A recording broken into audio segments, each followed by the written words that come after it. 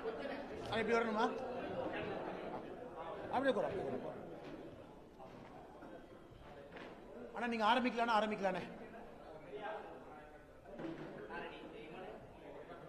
அண்ணா பத்திரிகை நண்பர்களுக்கு எங்களுடைய வணக்கங்கண்ணா. இன்றிலிருந்து நம்ம தேர்தல் முடியும் வரை பாரதிய ஜனதா கட்சி சார்பாக தினமும் நான் ஏதோ ஒரு இடத்துல பத்திரிகையாளர் சந்திப்பு முறையாக அமர்ந்து இந்த சந்திப்பை நம்ம நடத்துவோங்கன்னா, தமிழ்நாட்டில் எங்கே இருக்கிறோமோ அங்கே. ஏன்னா நம்முடைய தலைவர்கள்லாம் வேட்பாளராக எல்லாருமே பிஸியாக இருக்கிறாங்க. அதே போல் திரு பியூஷ் கோயல் அவர்களும் எங்கே அவைலபிளாக இருக்கிறாங்களோ தினமும் அவங்களும் ஒரு பத்திரிகையாளர் சந்திப்பு நடத்துவாங்க. காரணம் நிறைய நம்முடைய முதலமைச்சர் அவர்கள், உதயநிதி ஸ்டாலின் அவர்கள், அக்கா கனிமொழி அவர்கள் நிறைய பேசுகிறாங்க. நிறையா சரியான தகவல்களை கூட தரவுகள் இல்லாமல் மக்கள் மன்றத்தில் பேசுகிறாங்க. அதையெல்லாம் கூட தினமும் மக்கள் மன்றத்தில் உண்மையை சொல்லணும். ஏன்னா வாக்கு செலுத்தக்கூடிய தமிழக மக்கள் ஒரு இன்ஃபார்ம்டு சாய்ஸ் யோசித்து வாக்களிக்கணும் அப்படிங்கிறதுக்கான முயற்சி. இன்று பாரதிய ஜனதா கட்சியினுடைய எல்லா வேட்பாளர்களும் மொத்தம் 27 இடத்துல பாரதிய ஜனதா கட்சி போட்டியிடுதுங்க. 26 வேட்பாளர்கள் இன்னைக்கு வேட்புமனு தாக்கல் பண்ணியிருக்கிறாங்க. ஒரு பாரதிய ஜனதா கட்சியினுடைய வேட்பாளர் ஏப்ரல் 4ஆம் தேதி தாக்கல் பண்ணியிருக்கிறாங்க. மொத்தமாக மாநில தலைவர் அண்ணன் நயினார் நாகேந்திரன் அவர்கள், அக்கா திருமதி வானதி ஸ்ரீனிவாசன் அவர்கள், மயிலாப்பூர்ல தமிழிசை சவுந்தரராஜன் அக்கா அவர்கள் உள்ளிட்ட நம்முடைய மூத்த தலைவர்கள் எல்லோரும் வெற்றிகரமாக வேட்புமனுவை தாக்கல் செஞ்சிருக்கிறாங்க. அது மட்டும் இல்லை, இன்னைக்கு நம்ம இந்தியாவிலிருந்து பாரதிய ஜனதா கட்சியினுடைய மூத்த தலைவர்களும் இந்த வேட்புமனு தாக்கலின் போது கூட பங்கெடுத்திருக்கின்றார்கள். கோயம்புத்தூர்ல ராஜஸ்தான் மாநிலத்தினுடைய முதலமைச்சர் கோயம்புத்தூரில் அக்கா வானதி ஸ்ரீனிவாசன் அவர்களோடு பங்கெடுத்திருந்தார்கள். தேவேந்திர பட்னவிஸ் அவர்களும் தமிழகத்தில் இன்னைக்கு மதுரை அந்த பகுதியில் அவங்களும் பங்கெடுத்தாங்க. மூத்த அமைச்சராக இருக்கக்கூடிய பியூஷ் கோயல் அவர்கள் பங்கெடுத்திருந்தார்கள். திரு சுரேஷ் கோபி அவர்களும் தமிழகத்தில் சதன் பாட்டில் அவங்களும் பங்கெடுத்திருந்தார்கள். ஸோ நல்ல உற்சாகத்தோடு மக்களுடைய ஆசீர்வாதத்தோடு பாரதிய ஜனதா கட்சியினுடைய தலைவர்கள் வேட்புமனு அளித்திருக்கின்றார்கள். நிச்சயமாக ஒரு பெரிய மாற்றம் இந்த முறை வரும். அனைத்து இந்திய அண்ணா திராவிட முன்னேற்ற கழகம் தலைமையிலான தேசிய ஜனநாயக கூட்டணி 210 இடங்களை தாண்டி 234 ஆட்சி அமைப்போம் என்கின்ற முழு நம்பிக்கை எங்களுக்கு இருக்கு.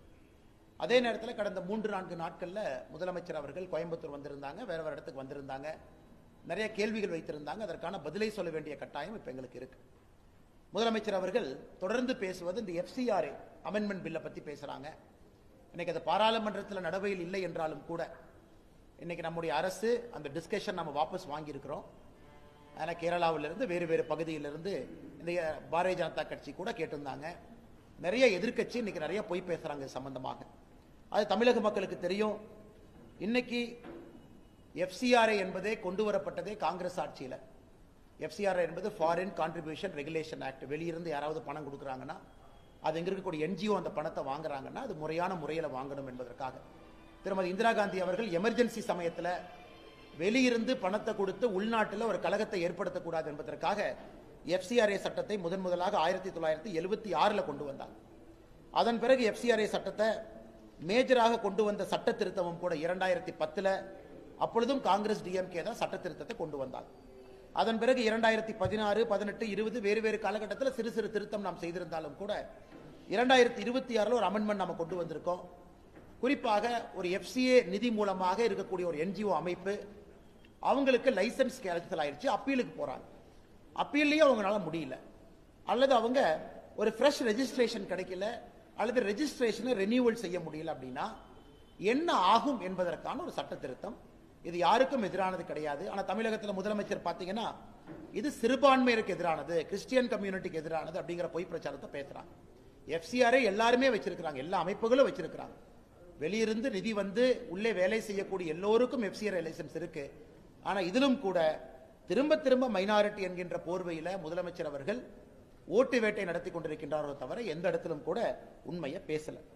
அதே போல நம்முடைய முதலமைச்சர் அவர்கள் திருநெல்வேலியில் பேசும் பொழுது பாரதிய ஜனதா கட்சி என்ன பண்ணுச்சு, மெட்ரோ திட்டத்தை கூட மதுரைக்கு கோயம்புத்தூருக்கெல்லாம் தடை பண்றாங்க அப்படின்னு திரும்ப அதே கதையை மறுபடியும் சுழற்ற ஆரம்பித்திருக்கின்றார்கள். உங்களுக்கு தெரியும், அதிகாரப்பூர்வமாக தமிழ்நாடு பாரதிய ஜனதா கட்சி கோயம்புத்தூர் மதுரைக்கு மெட்ரோ வேண்டும். அதிகாரப்பூர்வமாக அனைத்து இந்திய அண்ணா திராவிட முன்னேற்ற கழகம் எதிர்க்கட்சி தலைவர் எடப்பாடி பழனிசாமி அவர்கள் பிரதமரை சந்தித்து மெட்ரோ வேண்டும் என்கின்ற கோரிக்கை மனுவையும் கொடுத்திருக்கிறாங்க. அதனால மெட்ரோ கண்டிப்பாக கோயம்புத்தூருக்கும் மதுரைக்கும் வருவது உறுதி.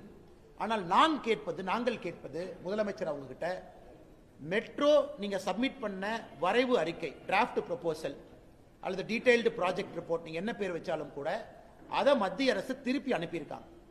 அனுப்பி இந்த ரிப்போர்ட்டை சரி பண்ணி திருப்பி அனுப்புங்கன்னு கேட்டாங்க. இன்னைக்கு ஆட்சி மன்றத்தில் இருந்த நீங்கள் அந்த ரிப்போர்ட்டை திருப்பி அனுப்பிச்சீங்களா இல்லையா மக்கள் மன்றத்தில் சொல்லுங்க. அதாவது மத்திய அரசு உங்களுக்கு திருப்பி அனுப்பின கடிதத்தில் இந்தந்த லாக்குனா இருக்கு, இந்தந்த ப்ராப்ளம் இருக்கு, குறிப்பாக கோயம்புத்தூரை பொறுத்தவரை என்னென்ன பிரச்சனை இருக்குன்னு மென்ஷன் பண்ணியே கொடுத்தாங்க.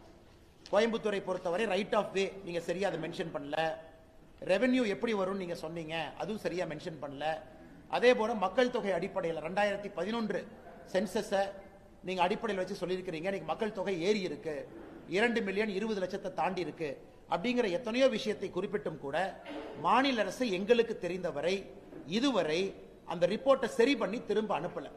அப்படி இருக்கும் பொழுது திராவிட முன்னேற்ற கழகத்துக்கோ முதலமைச்சர் ஐயா ஸ்டாலின் அவர்களுக்கோ மெட்ரோவை பற்றி பேசக்கூடிய எந்த அருகதையும் இல்லை என்றுதான் நாங்கள் சொல்லுகின்றோம், நாங்கள் கருதுகின்றோம். தமிழக மக்கள் அப்படித்தான் நினைக்கிறாங்க. அடுத்து நீங்க பாத்தீங்கன்னா, நான் பத்திரிகையாளர் நண்பர்கள் யாரும் நான் தப்பா சொல்ல, ஆனா நீங்க நண்பர்கள் தப்பா நினைச்சு கூடாது, நான் ஒரு ஆர்குமெண்ட்டுக்காக உங்க முன்னாடி வைக்கிறேன். இப்ப கொஞ்ச நேரத்துக்கு முன்னாடி திமுக சார்ந்து இருக்கக்கூடிய சன் நியூஸ் அவங்க ஒரு செய்தி போடுறாங்க. தேர்தல் நேரத்தில் எப்படி செய்தி போடுறாங்கன்னா, என் செல்போன்ல பாருங்க, தமிழ்நாட்டில் பிஎம் ஸ்ரீ கேந்திரிய வித்யாலயா, அதுல ஹிந்தி சொல்லிக் கொடுக்க ஆசிரியர் 52 பேர் இருக்காங்க, சான்ஸ்கிரிட் ஆசிரியர் 15 பேர் இருக்கிறாங்க, ஆனா தமிழ் சொல்லிக் கொடுக்கிறவங்க 0 தான் இருக்கிறாங்கன்னு இந்த மாதிரி ஒரு கார்டு போடுறாங்க. ஆனா அந்த கட்சியை சார்ந்த, உங்களுக்கு தெரியும், அந்த கட்சியை சார்ந்த திராவிட முன்னேற்ற கழகத்தினுடைய எம்பி டாக்டர் கலாநிதி வீராசாமி பாராளுமன்றத்தில் கேள்வி எழுப்புறாங்க, இந்த பிஎம் ஸ்ரீ பள்ளியில கேந்திரிய வித்யாலயால தமிழ் சொல்லிக் கொடுக்க ஆசிரியர்கள் இருக்கிறாங்களான்னு. அதற்கு நம்முடைய அரசு எழுத்துப்பூர்வமாக திரு ஜெயந்த் சௌத்ரி அவர்கள், minister of state, ministry of education எழுத்துப்பூர்வமாக சொல்றாங்க, தமிழ்நாட்டில் அட்டானமஸ் ஆர்கனைசேஷனாக இருக்கக்கூடிய தமிழ் விர்ச்சுவல் அகாடமி மூலமாக 46 கேந்திரிய வித்யாலயால தமிழகத்தில் 40 கேந்திரிய வித்யாலயால தமிழ் படிக்க முடியும் என்கின்ற தரவை கொடுக்கிறாங்க. அது மட்டும் இல்ல, மிச்ச இடத்துல கான்ட்ராக்சுவல் டீச்சர்ஸ், அதாவது அவங்க முழுமையான பணியில் இல்லை என்றாலும் கூட கான்ட்ராக்சுவல் டீச்சர்ஸ் நம்ம கொண்டு வந்திருக்கோம். 31 கேவியில நேரடியா பிசிக்கல் மோடுல, ரிமைனிங் கேவியில விர்ச்சுவல் மோடுல, 46 கேவியில 40 கேவியில தமிழ் மூலமாக படிக்க முடியும். அப்படி அதிகாரப்பூர்வமாக நாம் ஒரு திராவிட முன்னேற்ற கழகத்தினுடைய எம்பி அவர்கள் எழுப்பி இருக்கக்கூடிய கேள்விக்கு நம்ம பதில் சொல்றோம்.